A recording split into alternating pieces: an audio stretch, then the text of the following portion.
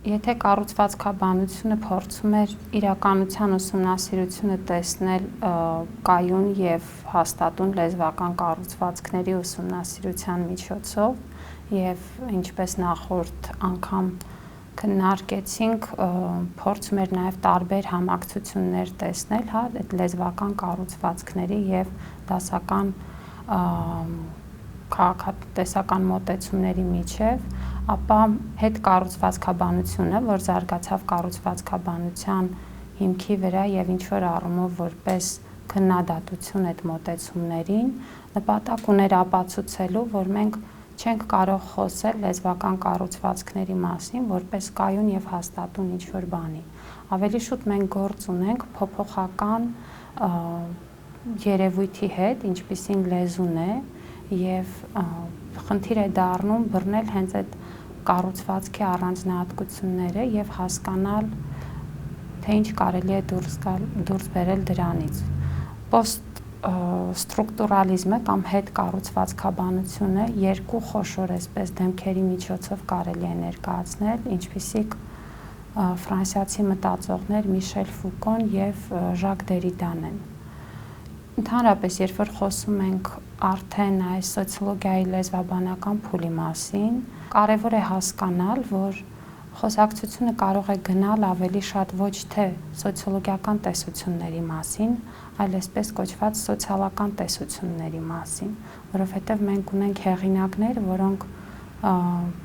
խիստ տարաբաժանմամբ սոցիոլոգ չեն։ Դրանք մարդիկ են, որոնց ասածները կարող են միաժամանակ օգտակար համարվել շատ տարբեր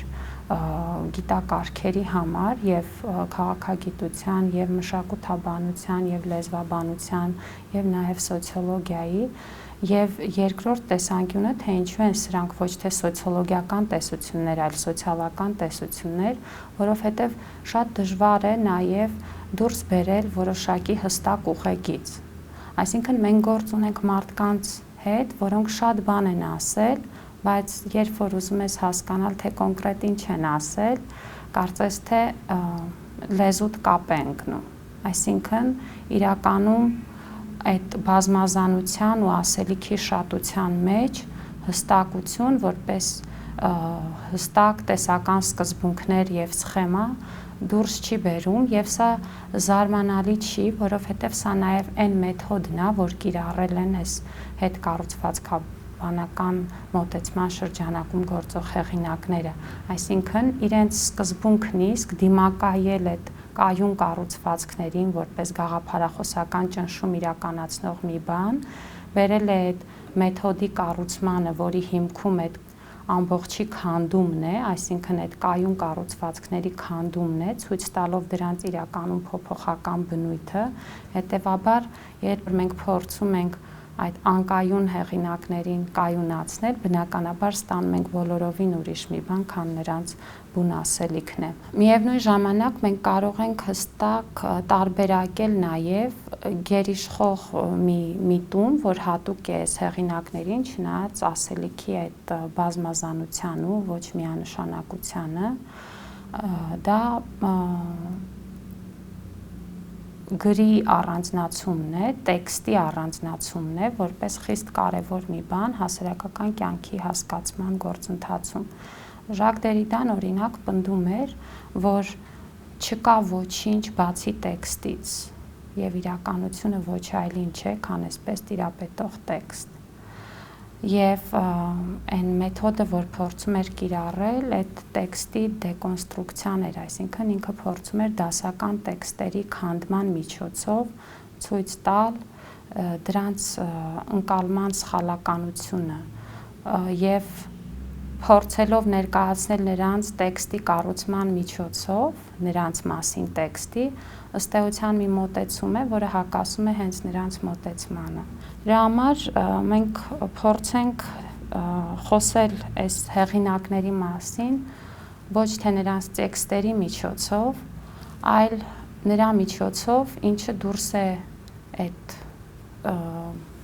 աշխատություններից որպես առանձին տեքստեր։ Այսինքն խոսքը գնում է այն հարցազրույցների մասին, որ այս հեղինակները ունեցել են կամ նույնիսկ ֆիլմերի մասին, որոնցում նկարվել են։ Այսինքն հասկանալով, որ մենք չենք կարող Դերիդային բռնել իր տեքստերում,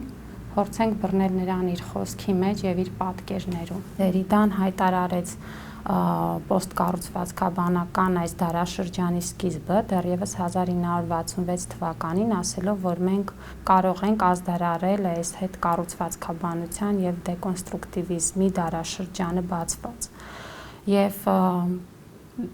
Դերիդան գտնում է, որ աշխարհում չկան իրեն կարդացողներ։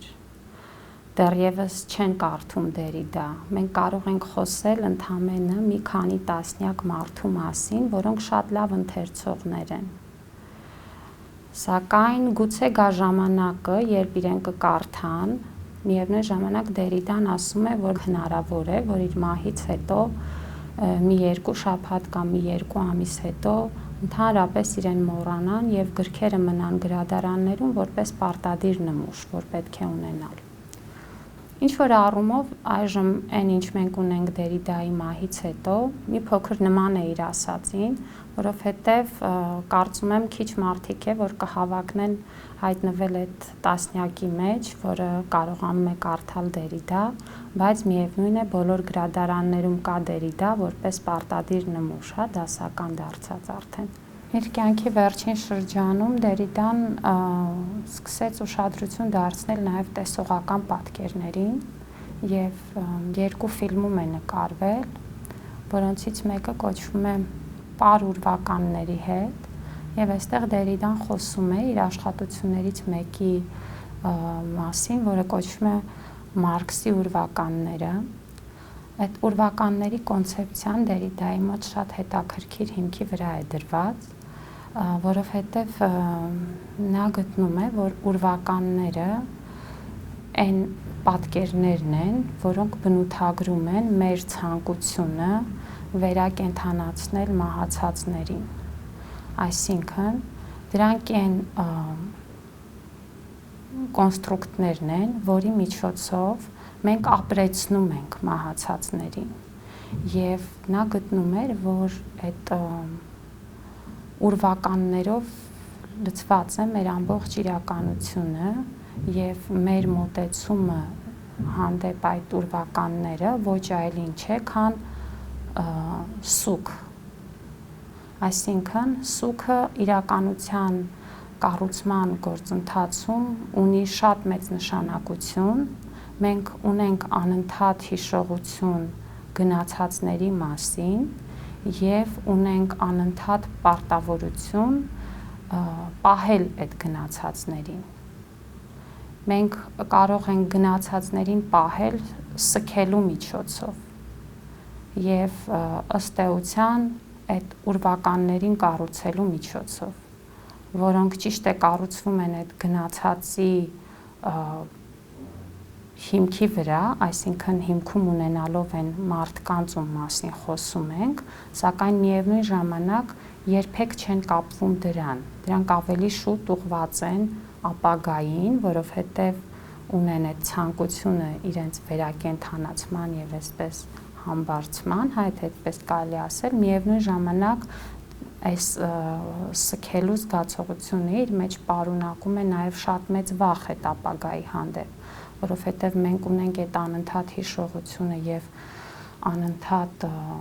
հղումը գնացածներին, բայց միևնույն ժամանակ մենք ապրում ենք առանց նրանց իրական կյանքում եւ նրանց մուտքը մեր իրական կյանք կարող է բերել այնպիսի հետևանքների, որոնց մենք ուղղակի պատրաստ չենք։ Եվ Դերիդան խոսում է այս տեսանկյունից հենց Մարքսի ուրվականների մասին, նկատի ունենալով նախ մարքսիզմը որպես ուրվական, նրա այդ գիրքը լույս է տեսել 1993 թվականին, արդեն Խորհրդային միության փլուզումից հետո, սակայն միևնույն ժամանակ նա այդ մարքսիզմի ուրվականներ անվանում էր նաև այն հասարակություններին, ովքեր ապրում են այդ մարքսիզմի գաղափարներով եւ փորձում են վերակենդանացնել դրանք։ Դերիդան խոսում է կինոյի մասին, որպես ուրվականներին եւ ուրվականային իրականությունը ցուցադրելու կատարյալ միջոցի եւ գտնում է, որ կինոյի միջոցով մենք կարողանում ենք ցույց տալ այդ ուրվականներին եւ ապրել այդ ուրվականների հետ։ Ու շատ հետաքրքիր վերլուծություն է անում կինոյի հենց այն տեսանկյունից, թե ինչին է ուղղված ու ինչ պետք է անի, համեմատում է կինոն հոգեվերլուծության հետ եւ գտնում է, որ այդ կինոսեանսները ոչ այլ ինչ են, քան այդ հոգեվերլուծության սեանսների տիպի մի բան։ Ասում է, որ ինքը կինոն չի կարողացել ընկալել կամ դարձնել գիտելիք իր համար։ Կինոն Դերիդայի համար մնում է զգացողության մակարդակում եւ ասում է, որ ինքը իրեն զգում է կինոդիտման ընթացքում մի վուայերիստ, որը կարող է անարգել հետևել նրան, ինչ տեղի է ունենում եւ վայելել ազատությունը։ Կինոն Դերիդայի համար մնում է վայելք եւ հաճույք, որի մասին պատմում է իր հիշողություններով, երբ որ բնակվում էր Ալժիրում, իսկ Դերիդան Ալժիրից էր, հրեական ծագում ուներ եւ նույնիսկ իր ծագման համար հեռացվել է ուսումնական հաստատությունից, այդ ուրեմն երկրորդ համաշխարհայինի ժամանակ, երբ որ հրեաների հանդեպ էս հալածողական քաղաքականությունը կար, եւ Դերիդան պատմում է, թե ինչպես էր 10-ից 12 տարեկանում Ալժիրում փախնում տնից եւ գնում կինո դիտելու, գտնելով, որ այդ ժամանակ ձեռք էր բերում այդ ազատությունը, ու պատմում է իր առաջին տեսած ֆիլմերի մասին, իր զգացողությունների, որոնք շատ հետաքրքիր են նաև այն տեսանկյունից, որ ցույց են տալիս կապը նրա այն բոլոր գաղափարների, որ հետագայում փորձում է արտահայտել իր աշխատությունների մեջ եւ իր այս ներքին զգացողությունների։ Դերիդան գտնում է, որ կինոյի այն կարևորագույն առանձնահատկությունը, որը բերում է նրա առաջարկած դեկոնստրուկտիվիստական մոդելին, որի հիմքում տեքստի քանդումն էր, ելնելով այդ լոգոցենտրիզմին հակադրվելու վրա, իսկ լոգոցենտրիզմի տակ Դերիդան հասկանում էր այդ կառույցը միասնականությանը բերելու ձգտումը, որը մեզ ենթարկեցնում է այդ տրամաբանությանը եւ թույլ չի տալիս մտածել այլ բան, քան այդ տրամաբանության ներսումն է, իսկ այդ քանդման գործընթացը մեզ թույլ է տալիս ցույց տալ այն խնդիրները, որ ունի այդ լոգոցենտրիստական մոդելը եւ այդ քանդելու միջոցով վերակառուցել իրականությունը ու ստանալ նոր իմաստներ, ահա Դերիդան գտնում է, որ կինոն այս նույն բանը կարող է անել մոնտաժի միջոցով եւ ըստ էության մոնտաժը շատ մոտեցնում էր տեքստի վրա աշխատանքին, որովհետեւ երբ որ դու տեքստ ես գրում, դու մոնտաժում ես քո տեքստը, այսինքն դու գրում ես, ջնջում ես, ինչ որ բաներ իրար ես կպցնում, օրինակների բերելու միջով, ինչ որ լեզվական խաղերի միջոցով, ինչ որ էֆեկտներ ես ստանում եւ նույնն էլ պատկերների միջոցով այդ մոնտաժն է, որ կարող է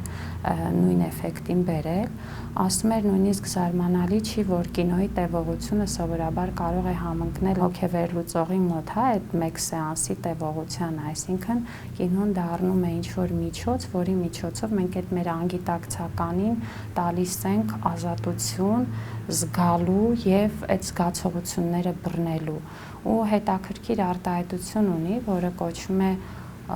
բառերի նկարահանում։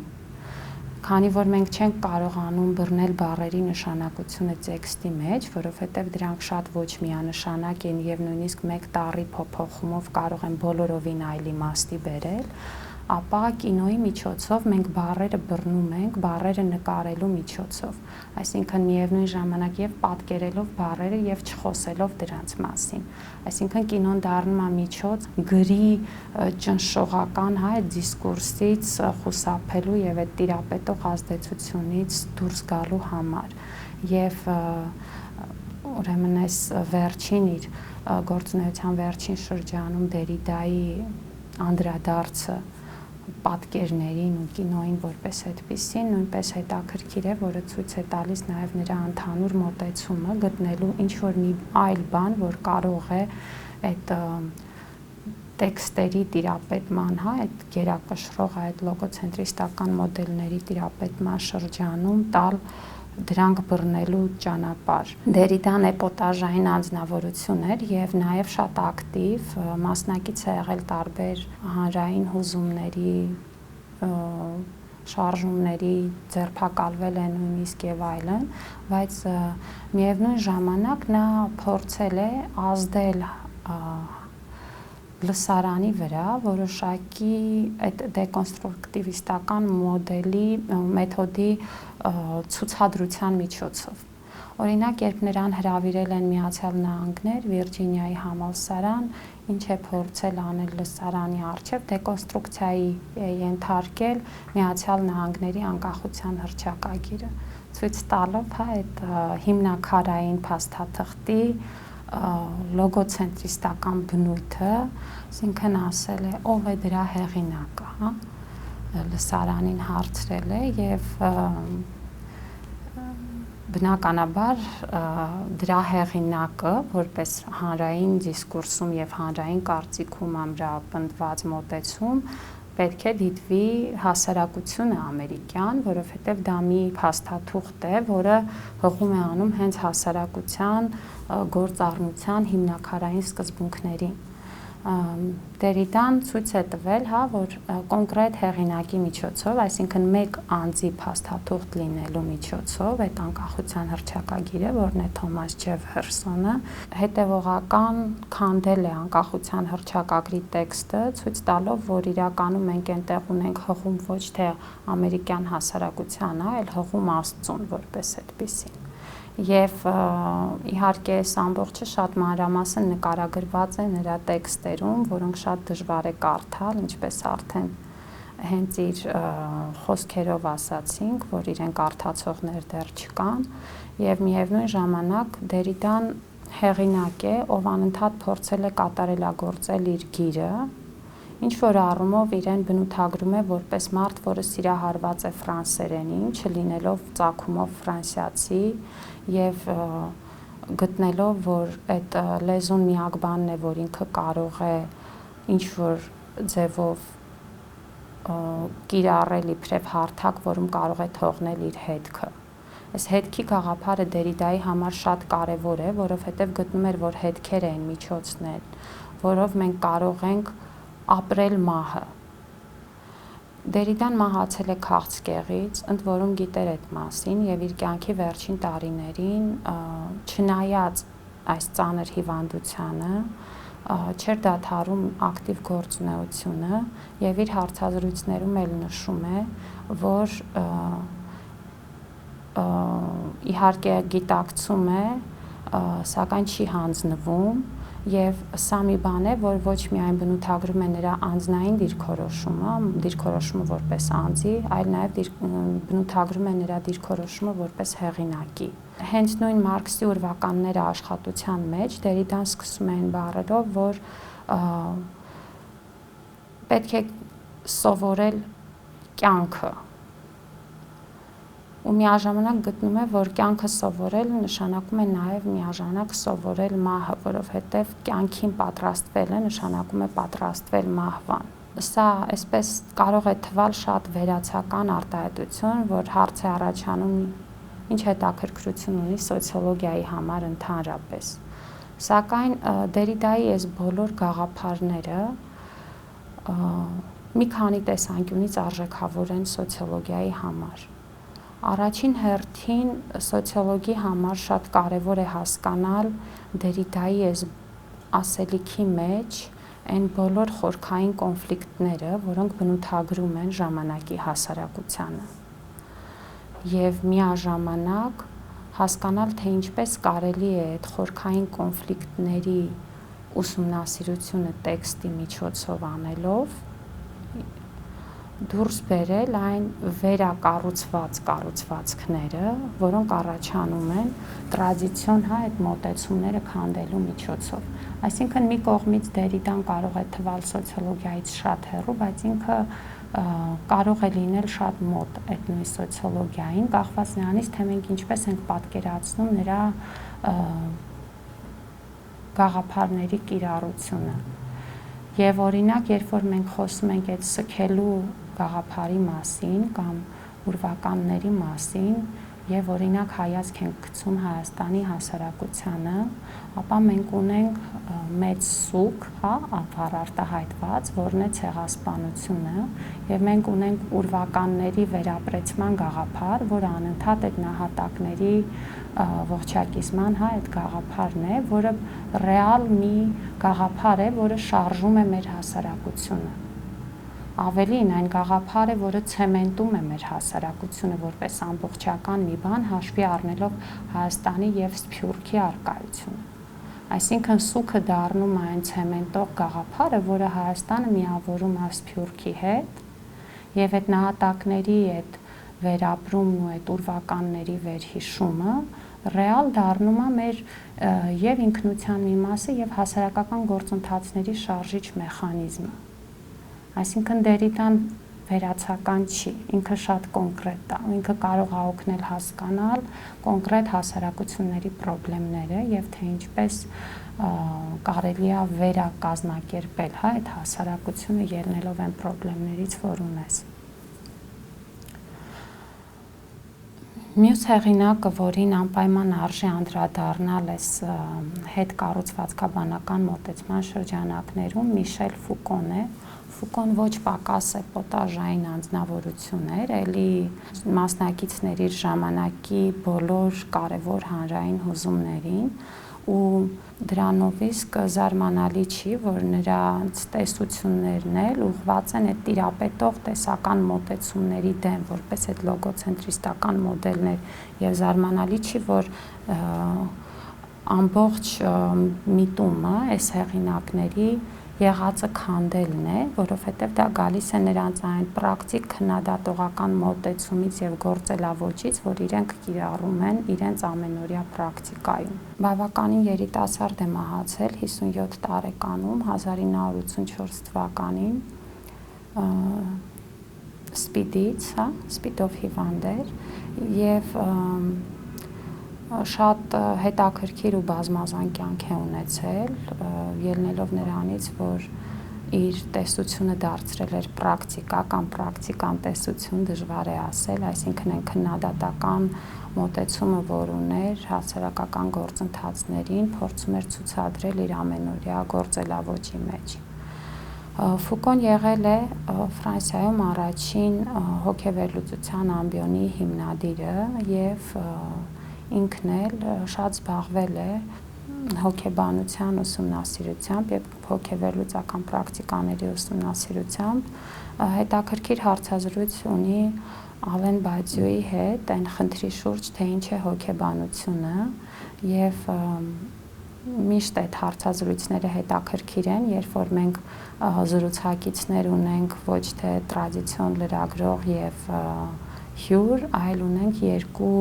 ինքնաբավ հեղինակներ, որոնք հարցազրույցի միջոցով նաև փորձում են բացահայտել մեկ-մեկու դիրքորոշումների, այսպես ասենք, թույլ տեղերը։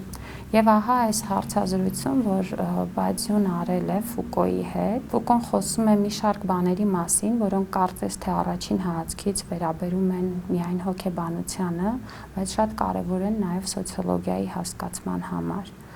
Մասնավորապես առաջին հարցը, որ Բադյուն տալիս է Ֆուկոյին, թե ինչ է հոգեբանությունը, Ֆուկոն ասում է, որ այս հարցի տակ բոլորը միանգամից փորձում են հոգեբանության առարկայի մասին պատմել, բայց իրականում հարցը ունի ենթատեքստ, որը ենթադրում է այն հարցը, թե գիտություն է արդյոք հոգեբանությունը, թե ոչ։ Կարծում եմ, որ մենք նմանատիպ մի իրավիճակ ունենք նաև սոցիոլոգիայի դեպքում, որովհետև երբ որ մեզ հարցնում են ինչ է սոցիոլոգիան, մենք փորձում ենք բացատրել նշելով, թե ինչ է ուսումնասիրում սոցիոլոգիան եւ այլն, սակայն այն ենթատեքստը, որում տրվում է հարցը, սովորաբար վերաբերում է նրան, թե արդյոք դա ընդհանրապես գիտություն է եւ իրավունք ունի գոյության, թե ոչ։ Ուրեմն Ֆուկոն կարծում է, որ հոգեբանությունը դա գիտելիքի որոշակի ձև է, որը ձևավորվել է արևմտյան հասարակությունում, սկսած 19-րդ դարից եւ կարող է դիտվել իբրև մշակույթի ձև, որը հասել է գիտելիքի մակարդակի եւ իրեն ձևակերպել է իբրև պարագիտություն կամ գիտություն։ Ընդ որում հոգեբանությունը սկսել է անդրադառնալ այն հարցերին, որոնք ավելի վերացական ձևով դրվել են փիլիսոփայության կողմից եւ գտնում է, որ այդ ամենամեծ հեղաշրջումը, որ եղավ, դա անգիտակցականի հայտնաբերումն էր եւ անգիտակցականի ձևակերպումը որպես ուսումնասիրության հատուկ առարկա, որը հոգեբանությունը միանգամից դարձրեց կոնկրետ գիտություն եւ կարծես թե հաստատեց նրան իբրև այդպիսին եւ նրա իրավունքը գոյություն ունենալ որպես գիտություն։ Այս անգիտակցականի, ենթագիտակցականի ձևակերպումն ու առանձնացումը սոցիոլոգիայի տեսանկյունից էլ շատ մեծ ազդեցություն ունեցավ եւ այդ մասին նշում է նաեւ Ֆուկոն, ասելով, որ դա գլոբալ հեղաշրջում էր, որ ազդեցություն թողեց հասարակագիտության վրա ընդհանրապես։ Միևնույն ժամանակ Ֆուկոն գտնում էր, որ երբ որ մենք խոսում ենք հասարակությունների մասին, ապա շատ կարևոր է ուսումնասիրել այն կոնկրետ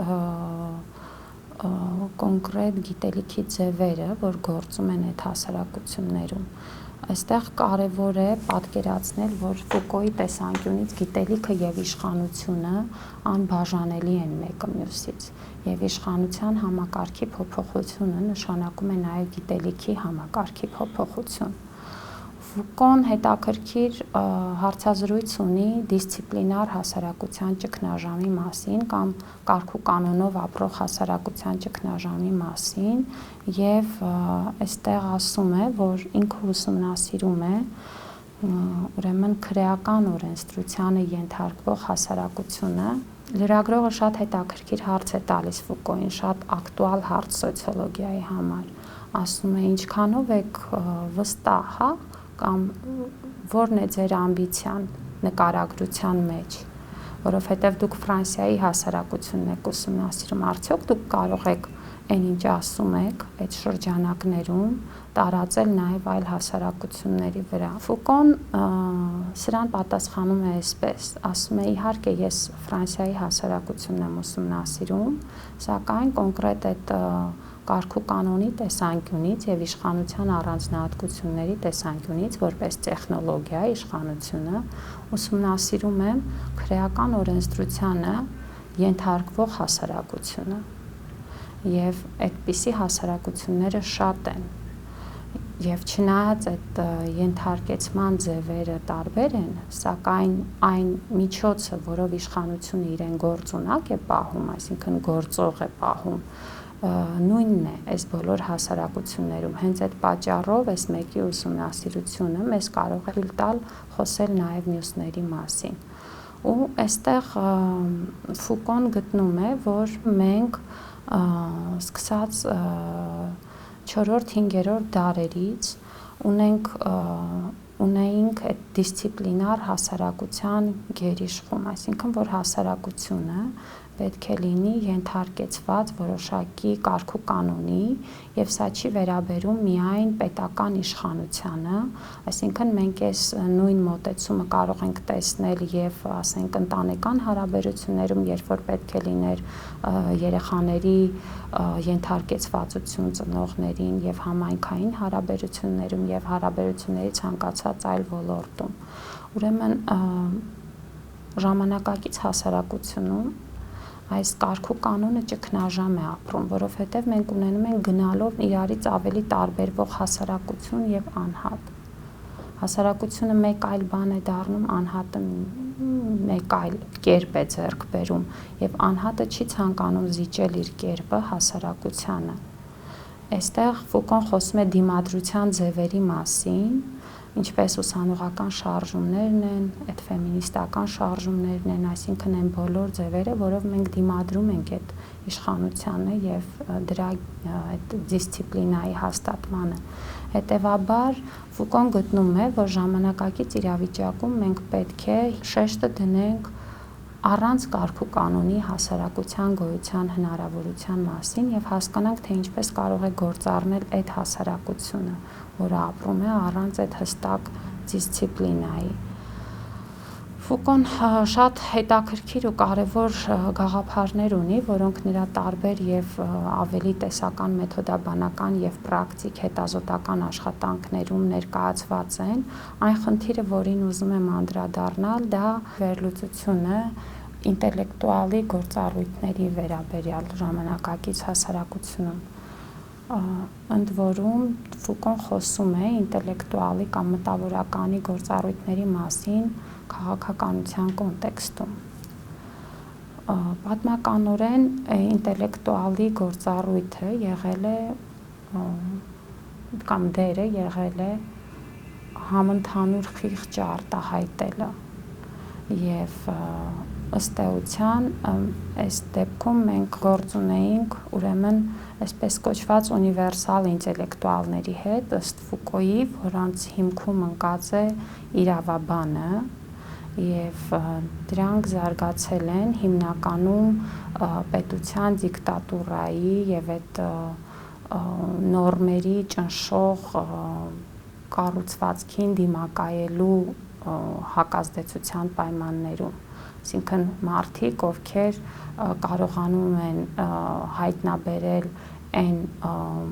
նորմատիվ համակարգի խնդիրները, որի միջոցով հասարակությունը պահվում է ճնշված իրավիճակում եւ խոսում են դրա դեմ արտահայտելով այդ արդարության եւ համընդհանուր այդ խղճի ու իրավունքների գաղափարները։ Ահա այս կոնտեքստում ըստ Ֆուկոյի մենք ունեցել ենք ունիվերսալ ինտելեկտուալներին, սակայն գնալով մենք ունենում ենք իրավիճակ, երբ որ ունիվերսալ ինտելեկտուալները եւ ընդ որում նա գտնում որ այս իրավիճակի սկիզբը կարելի է համարել երկրորդ համաշխարհային պատերազմը, այդ ժամանակաշրջանը, երբ որ ունիվերսալ ինտելեկտուալները իրենց տեղը զիջում են այսպես կոչված ինտելեկտուալ մասնագետներին կամ մասնագետ ինտելեկտուալներին։ Այս համընդհանրության գաղափարը տեղը զիջում է ոլորտային ճշմարտության գաղափարին։ Այսինքն մենք ունենում ենք մարդիկ, ովքեր աշխատում են կոնկրետ ճյուղերում կամ ընդգրկված են կոնկրետ ոլորտներում եւ նրանք խոսում են իրենց ոլորտում ճշմարտության արտադրման գործընթացի մասին։ Սա է դառնում նրանց դերը։ Միևնույն ժամանակ Ֆուկոն չի գտնում, որ այդ մասնագետ ինտելեկտուալի առկայությունը նվազեցնում է այդ ինտելեկտուալի դերը հասարակության ներսում։ Նա կարծում է, որ հակառակը այստեղ մենք ունենք ավելի բազմազան եւ հասարակական փոփոխությունների տեսանկյունից ավելի մեծ հնարավորություններ տվող մոտեցում, երբ որ այն մարդիկ, ովքեր տիրապետում են իրավիճակին կոնկրետ ոլորտներում, կարող են բարձրացնել խորքային խնդիրներ եւ դրանով իսկ ինչ որ փոփոխությունների համար հիմք հանդիսանալ։ Եվ սա ամենևին չի նշանակում, որ խնդիրները լոկալացվում են, որովհետև փոխկապված աշխարհում այդ լոկալ խնդիրները կարող են բերել համակարգային փոփոխությունների ամբողջ համակարգի մեջ։ Ինչպես ասացի, ինքը գտնում էր, որ այս մասնագետ ինտելեկտուալների դարաշրջանը սկսվել է երկրորդ համաշխարհային պատերազմի ժամանակներից եւ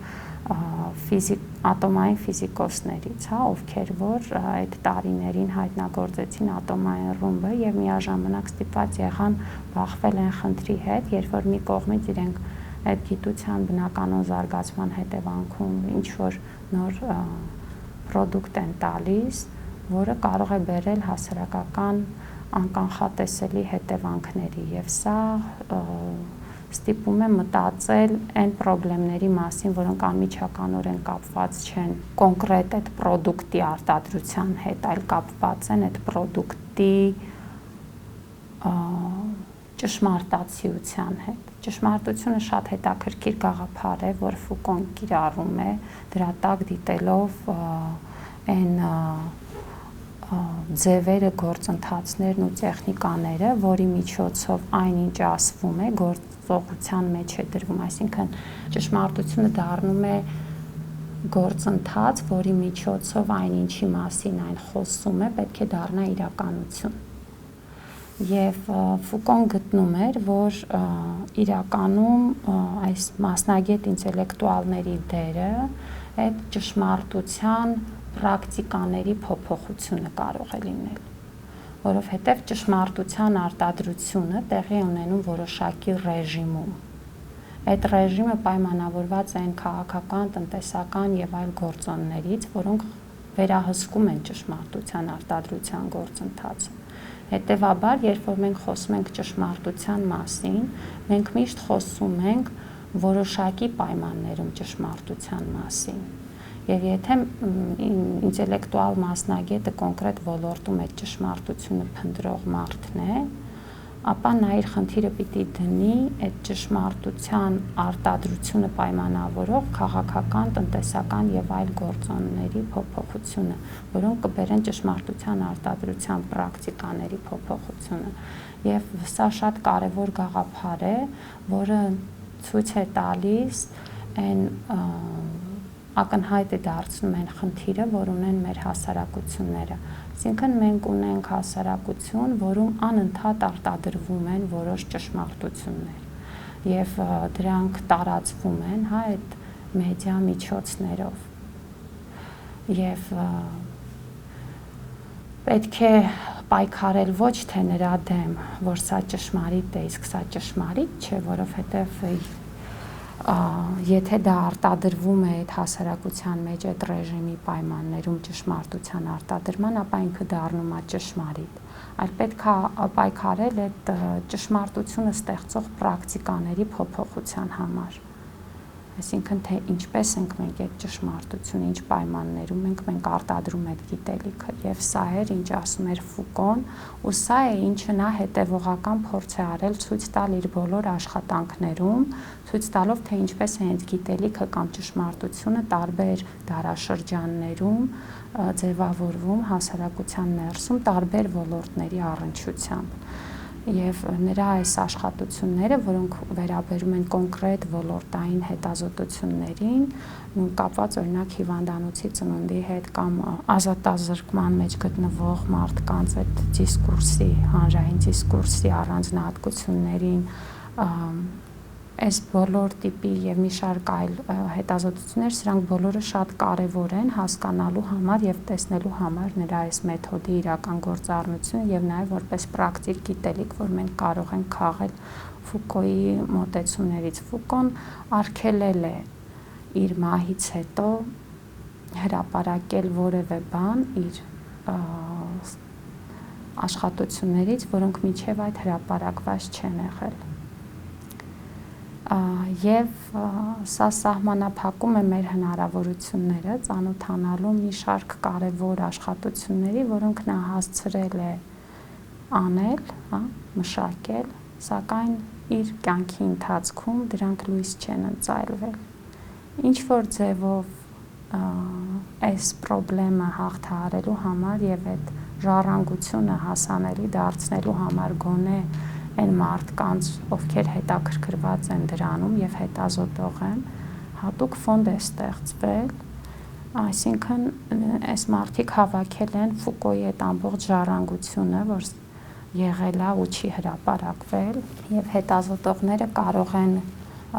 տեղում ծանոթանալ այդ աշխատություններին եւ այնուհետեւ կարող են ինչ-որ բան գրել, սակայն արգելվում է որևէ ուղղակի ցիտատ կամ հղում, հա, դրանց, այսինքն մեջբերում այդ չհրապարակված աշխատություններից։ Դա առանձին ուսումնասիրության առարկա է, թե ինչպես են մարդիկ հարգելով Ֆուկոյի կամքը, միևնույն ժամանակ փորձում հասանելի դարձնել այն կարևոր մտքերը, որ չեն հասցրել հրապարակվել։ Եվ սրանում է ամբողջ Ֆուկոն, հա, միևնույն ժամանակ եւ տալ հնարավորությունը եւ չտալ հնարավորությունը։ Ու սա նաեւ մի բան է, որը շատ բնորոշ է դեկոնստրուկտիվիստական ու պոստստրուկտուրալիստական մոտեցմանը, այսինքն նրանք ապակառուցողական են նույնիսկ իրենց նկատմամբ, իրենք դեկոնստրուկցիայի են ենթարկում նաեւ իրենց որպես հեղինակների եւ իրենց ուսումնասիրության հնարավորությունների տեսանկյունից, բայց միևնույն ժամանակ սա չի նվազեցնում նրանց հետաքրքրությունը եւ նշանակությունը ցանկացած հասարակագետի համար, ով միտք ունի հասկանալ ժամանակակից հասարակությունը։